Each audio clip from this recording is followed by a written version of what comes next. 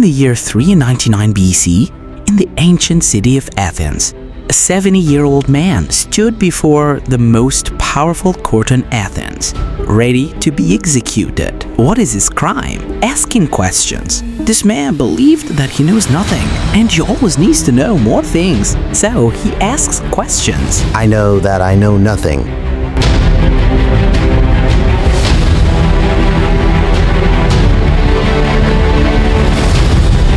What is justice? And how do you know when there is justice? Socrates wasn't a teacher in the usual sense.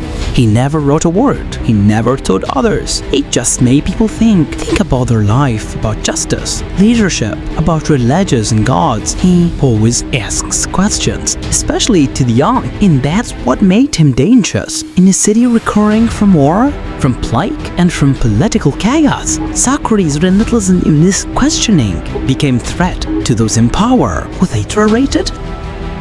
So they call him to the court with a bad charges. Socrates is guilty of corrupting the youth, of not believing in the gods of the city, and of introducing new divine beings. He questions what should be honored, mocks sacred traditions, and leads our sons to doubt the wisdom of their fathers, the justice of the courts, and the truth of our gods. For this, we call for his death.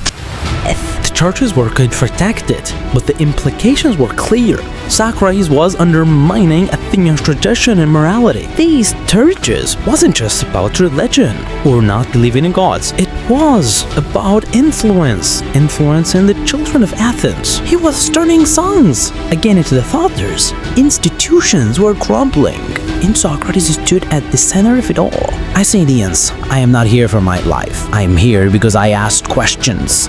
I questioned the poet who wrote without wisdom, politicians who spoke without justice, and then your sons then began to question. Athenians, I am not wise, but I am wiser than those who think they are, for they believe they know what they do not, while I, knowing nothing, at least know that I know nothing. I found that true wisdom is in recognizing one's ignorance, and that is why I became hated, because I revealed to others that they too are ignorant. I do not correct the youth, I awaken them. I do not deny the gods. I hear a divine voice that guides me, a voice that has never led me to harm.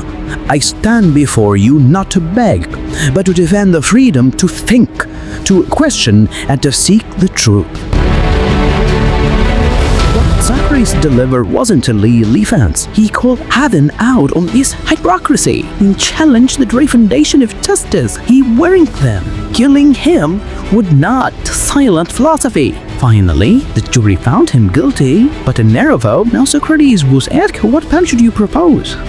I propose 3 meals for life in the Planetarium like an Olympic champion. He mocked them, and they didn't take it well. The sentence with death by hemlock, the judge sentenced him to death. In the final day, Plato, his friends, proposed him turn away from the prison. We can escape tonight. I has bribed the guards. If I flee, I betray everything I'd ever taught. As he drank the hemlock, slowly lies down. That may be the greatest of all human blessings. They silenced the man, but not the message.